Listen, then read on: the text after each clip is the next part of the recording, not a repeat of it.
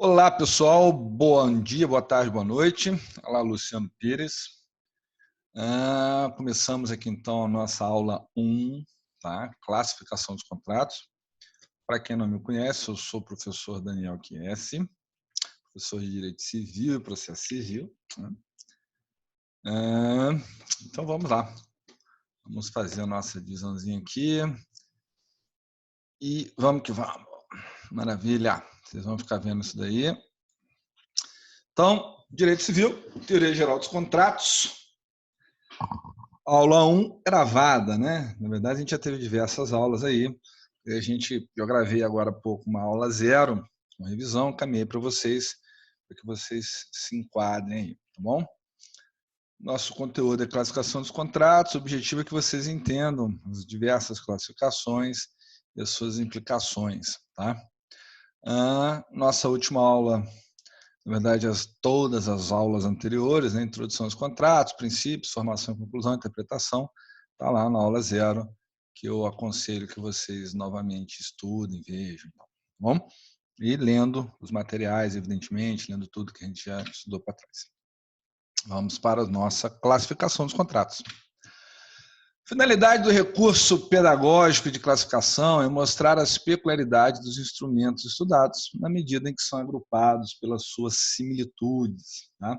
Dentro da enorme quantidade de prismas focais possíveis, na falta de um critério legal expresso, preferimos, por analogia, a classificação, proceder a nossa com base em análise de contratos em si mesmo. Então, na verdade é o seguinte, gente, tem diversas formas de se classificar um contrato, tá? Diversos números. Vocês vão perceber aqui que nesse meu esquema realmente são variados as formas de classificação, tá? Muitas. Mas, na prática, o que a gente tem? Uma junção de vários autores com diversas classificações. Cada autor faz a sua maneira. Eu, na verdade, agrupei aqui bastante coisa, tá? Então, vamos lá. O direito romano, gente, já classificava contratos, tá? Só que a classificação de direitos romanos era muito simples, 4 modalidades apenas. Eles dividiam em contratos reais, consensuais e verbais literais, só isso. Os contratos reais eram aqueles contratos que exigiam a entrega de alguma coisa, da res, por isso reais. Temos essa classificação hoje? Temos, ainda temos. É raro, são poucos os contratos reais que a gente tem hoje. A grande maioria dos nossos contratos são os contratos consensuais, ou seja, que basta o consenso, tá? São os relacionados a uma declaração de vontade, independente de qualquer formalidade. Redução à palavra escrita, pronunciamento de palavras, rituais, isso não existe no contrato consensual. O contrato consensual, o importante é o consenso, a declaração de vontade no sentido de contratar, e lá em Roma eles já entendiam assim também. Tá? Também essa classificação se manteve hoje no direito brasileiro. Lá em Roma a gente tinha também a classificação entre verbais e literais. Os verbais são os que se perfazem com a enunciação de certas palavras que vinculam os sujeitos contratantes. Então, esses contratos verbais do direito romano, era necessário que as partes contratantes formulassem lá, existia uma solenidade na proclamação de palavras, de frases, né, existia uma solenidade ao proclamar essas palavras. Então, o contrato só era válido a partir do momento que essa solenidade enunciativa fosse proferida. Já os contratos literais são aqueles que dependiam de uma forma escrita. Então, basicamente, a gente tinha os contratos verbais, orais, e os literais, os contratos escritos. Tá?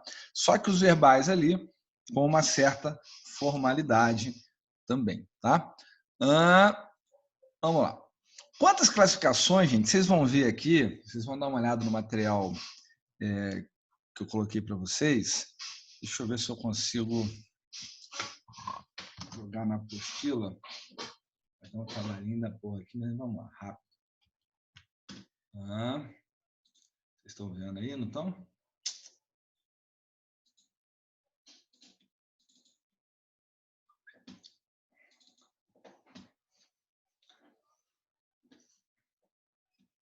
Só um momentinho, por favor. Então, olha só. Quando a gente fala de classificação, olha o que a gente tem. Classificação dos contratos, direito romano, classificação de si mesmo. Quanto à natureza da obrigação. Aí temos essas diversas classificações aqui. Quanto à disciplina jurídica, uma outra classificação. Quanto à designação, essa eu não botei, tem que botar. Quanto à forma, quanto à pessoa do declarante, quanto ao tempo de execução, quanto à disciplina legal, pelo motivo determinante, pela função econômica, quanto à relação de dependência, quanto à definitividade. Percebam que são inúmeras as classificações dos contratos, tá? São inúmeras as classificações dos contratos e é disso que a gente vai tratar aqui na nossa aulinha de hoje, tá? Então, quanto à natureza da obrigação, os contratos podem ser unilaterais, bilaterais ou plurilaterais, ainda onerosos e gratuitos, ainda comutativos aleatórios, paritários por adesão e os contratos evolutivos. Então, vamos, o negócio é grande hoje.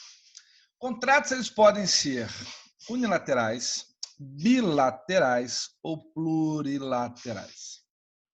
Aqui, gente, eu costumo falar, isso acontece, o que eu falo acontece, é o que vocês erram na prova.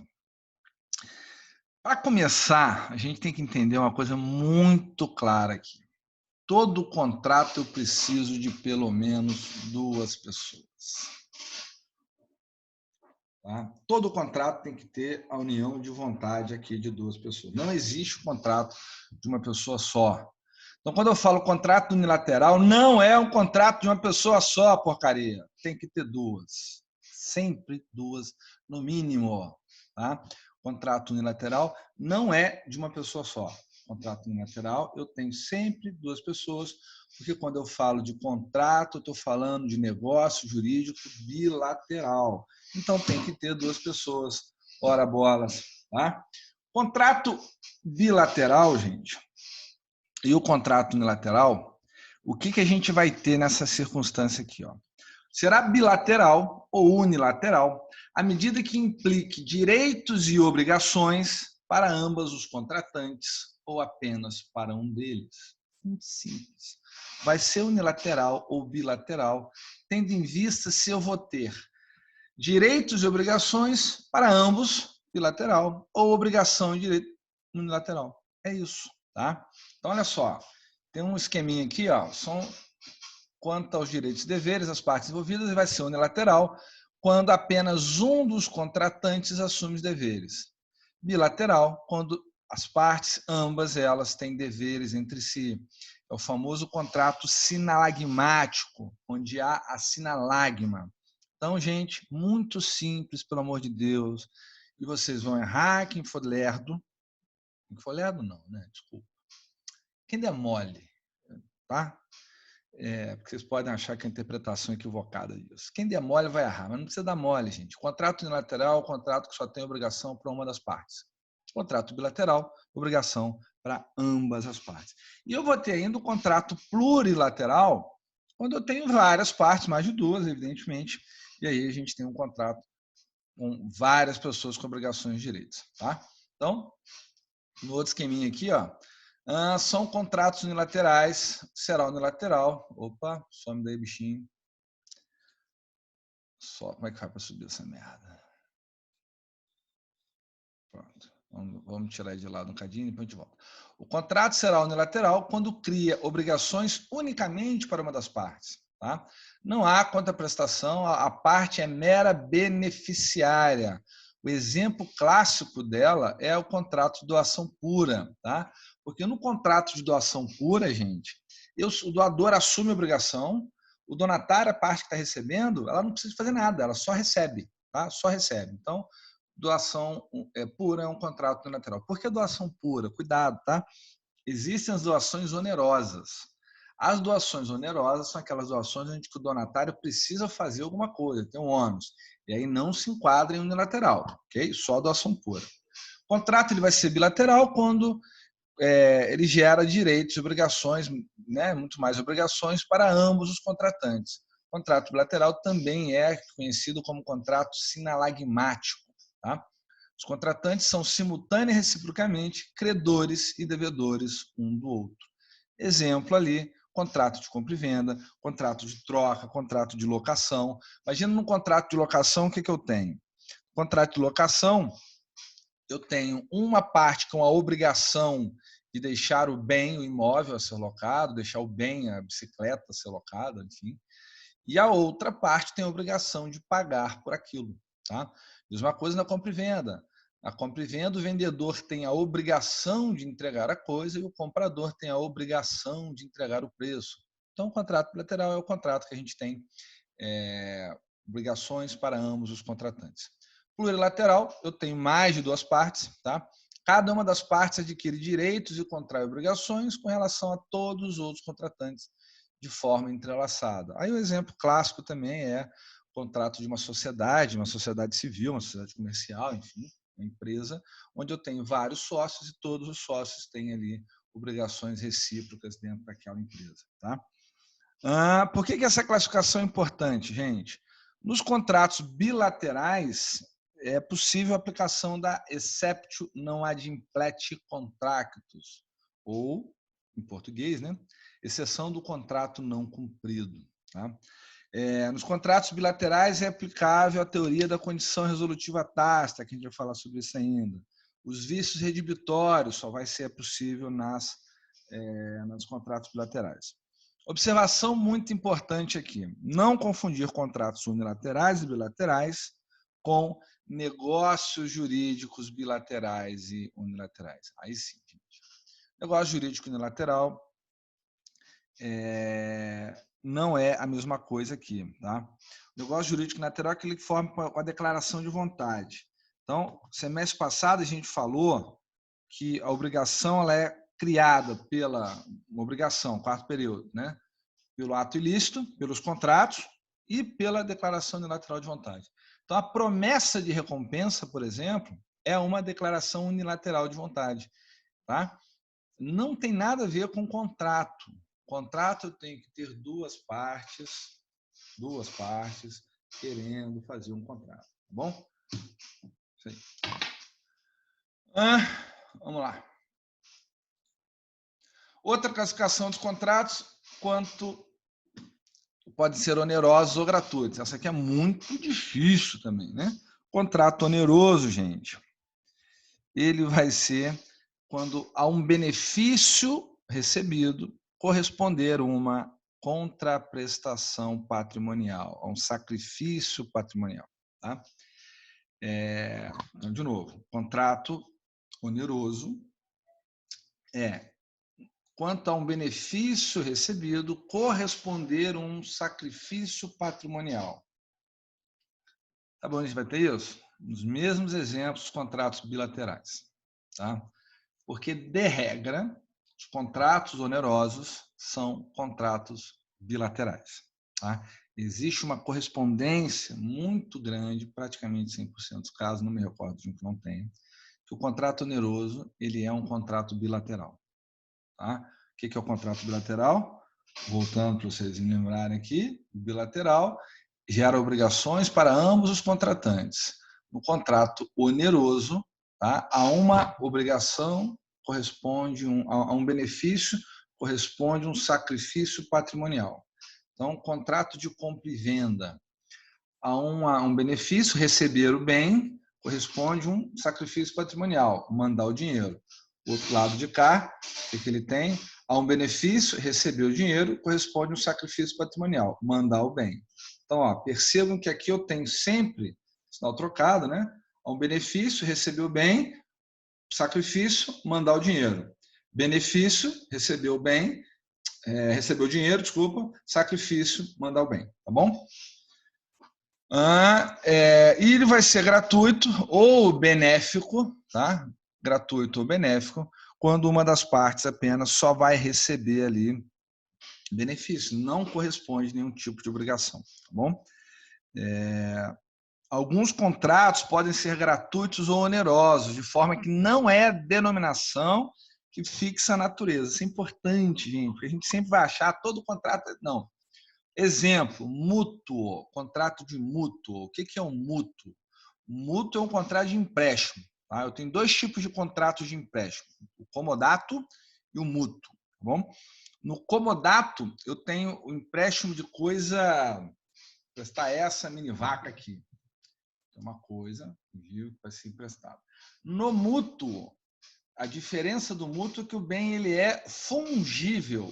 Tá? O comodato é um bem infungível, no mútuo é um bem fungível. Então, por exemplo, eu posso pegar emprestado com a minha mãe, que mora embaixo da minha casa aqui, 6 ovos. Hoje eu peguei com ela um pote de manteiga. Eu vou devolver a mesma manteiga? Não. Vou comprar um pote de manteiga da mesma marca, vou devolver para ela. Pronto. Tá? Ela me cobrou? Não. Foi gratuito. O mútuo ele pode ser gratuito.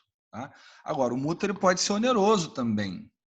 Por quê? Se eu peguei R$1.000 emprestado com o meu pai fala, Daniel, vou te emprestar, você tem que pagar juros de 1% ao mês. Já correspondeu a um sacrifício patrimonial. Tá? Então, percebam que, às vezes, a gente tem o mesmo tipo de contrato mútuo, ele pode ser gratuito ou oneroso. Não é o nome dele que vai determinar se ele é uma coisa ou outra. Tá bom? Em geral, há grande similitude entre a classificação de contratos unilaterais, bilaterais e gratuitos e onerosos.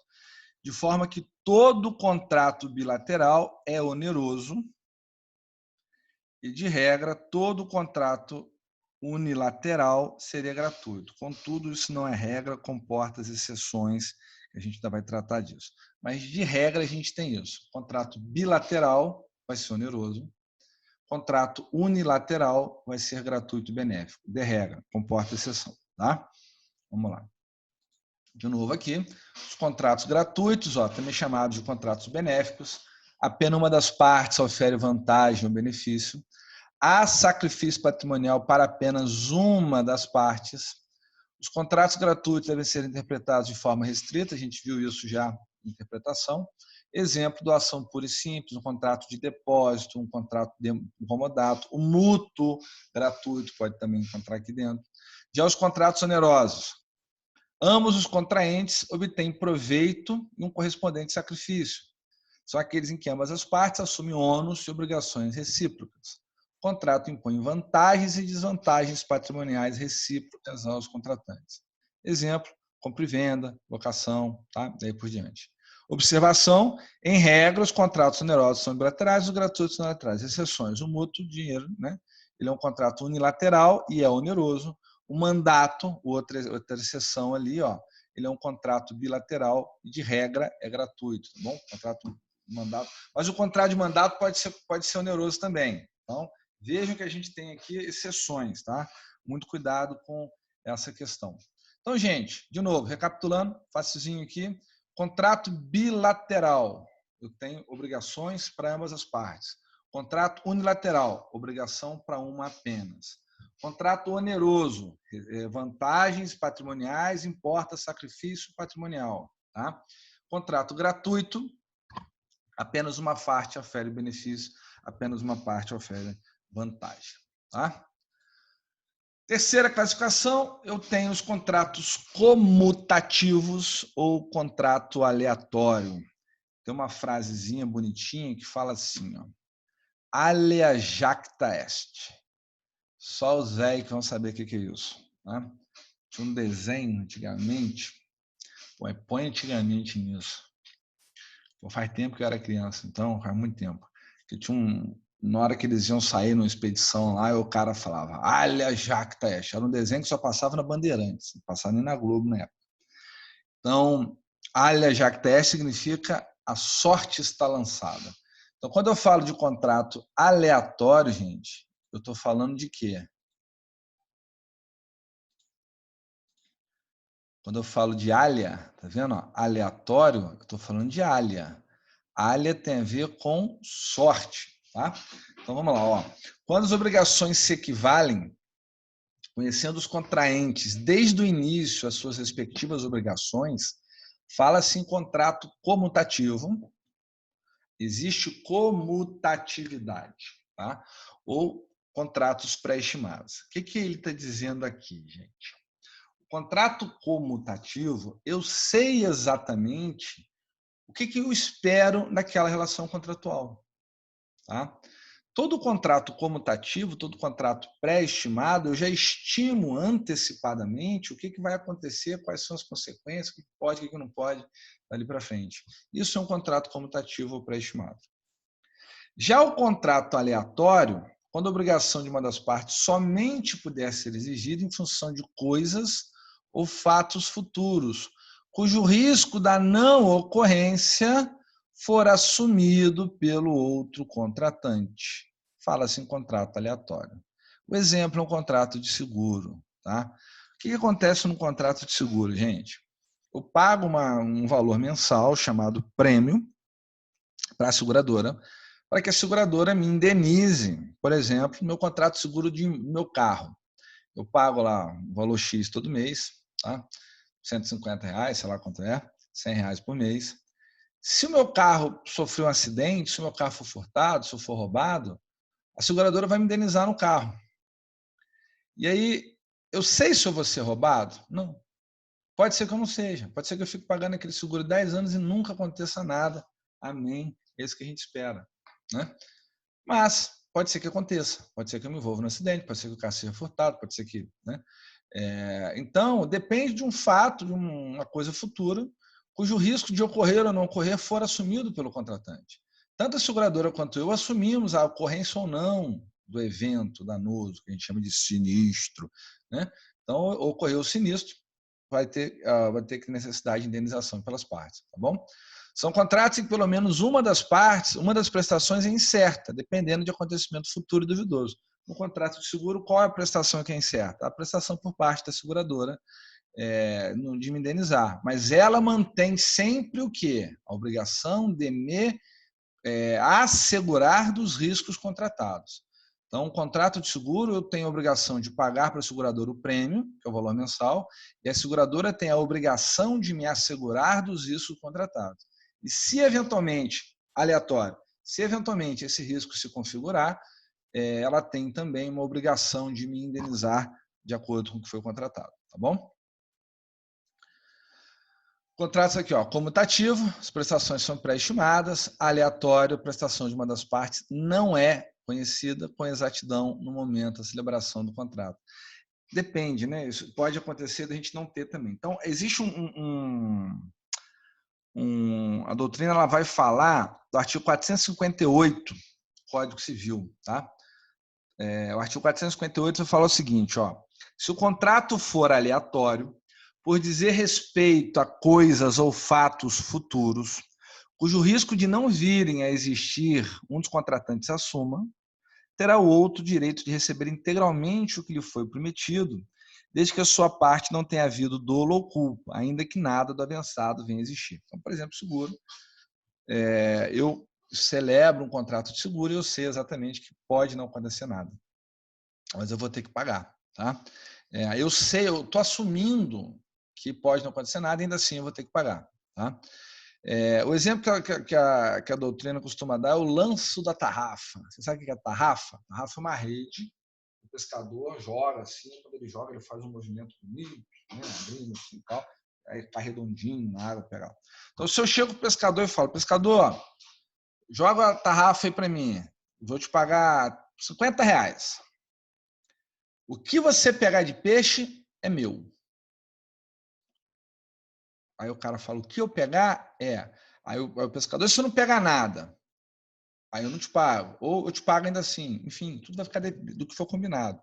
Então, se ele jogar a tarrafa e puxar 200 quilos de peixe, eu vou ganhar 200 quilos de peixe por R$ 50. Se ele puxar, jogar a tarrafa e vier uma sardinha, umazinha, eu vou pagar R$ 50 naquela uma sardinhazinha. Tá? Agora, eu posso combinar com ele o seguinte, eu vou te pagar independente de se vai vir uma bota, se vai vir um pneu, se vai vir nada, ou não. Então, eu posso dizer com ele, ó, só te pago se vier peixe. Mas se vier uma sardinha, eu sou obrigado a te pagar os R$ 50. Tá? Então, é o que eles falam lá da empty spei e empty res peratais, perati, né? O risco recai sobre a existência da coisa. Então, se vier peixe, se não vier peixe, se vier peixe eu pago, se não vier peixe eu não pago. E o empty res perati, o risco recai sobre a quantidade da coisa. Tá? Então, a gente pode fazer essa avaliação aqui dentro dessa área do contrato, dessa sorte do contrato. Por exemplo, a gente tem aqui, ó, compra e venda de colheita futura. Tá? Será que vai vir colheita futura? Será que vai ter? Se tiver a colheita, se sair a safra, vier, estou falando de empty spei. Agora, estou comprando a sua colheita, vou pagar X reais pela sua colheita, pô, veio muita colheita, muita coisa, me dei bem, veio pouquinho, me dei mal. Tá? Então, isso depende do quê? Da área, da sorte desse contrato. Tá bom? Contratos comutativos, todas as obrigações pactuadas são certas e determinadas. Ah, esse troço diminui e aumenta o tamanho, coisa boa. Agora, como é que eu faço para diminuir de tamanho? Não sei mais, né? Bom isso. Pronto. Todas as obrigações pactuadas são certas e determinadas no contrato comutativo. As obrigações são previamente conhecidas pelas partes, equivalentes entre si, não envolvem risco. Tá? Exemplo, compra e venda. Quando você vai comprar um bem, você sabe exatamente que bem você está comprando, qual o valor do bem, e daí por diante. Nos contratos aleatórios, não há certeza quanto ao valor da obrigação, não há certeza quanto à obrigação propriamente dita, enfim, né? Caracteriza pelo fator risco, pelo fator incerteza, eu falo que caracteriza pelo fator sorte, tá?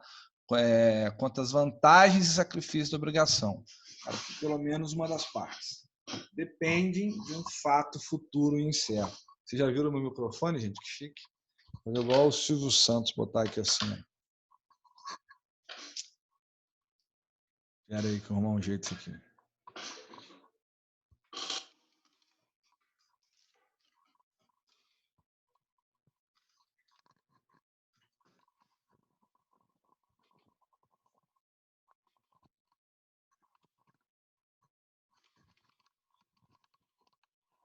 Pronto. Tomara que esteja captando bem o som. Característica do valor. Tá, show. Bora. Seguindo. Outra classificação dos contratos é quanto à natureza da obrigação. Os contratos podem ser paritários ou por adesão. Tá?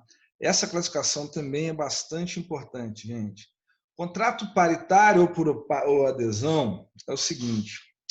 Contrato aqui, ó, na hipótese de as partes estarem em iguais condições de negociação, estabelecendo livremente as cláusulas contratuais na fase de pontuação, fala-se na existência de um contrato paritário.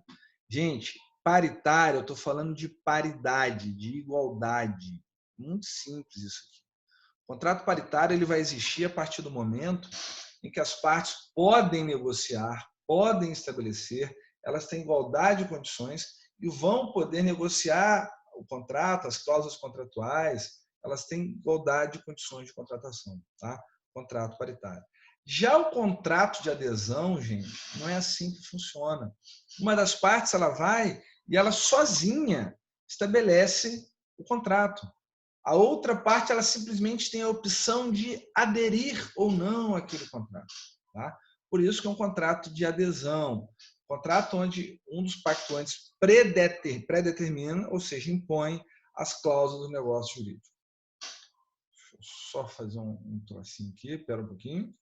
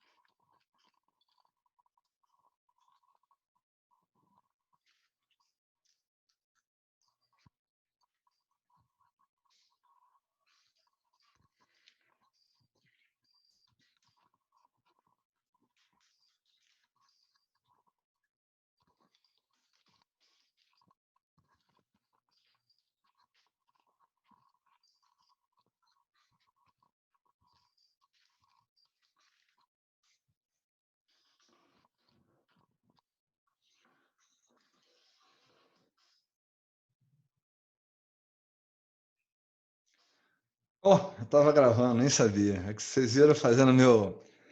Peraí.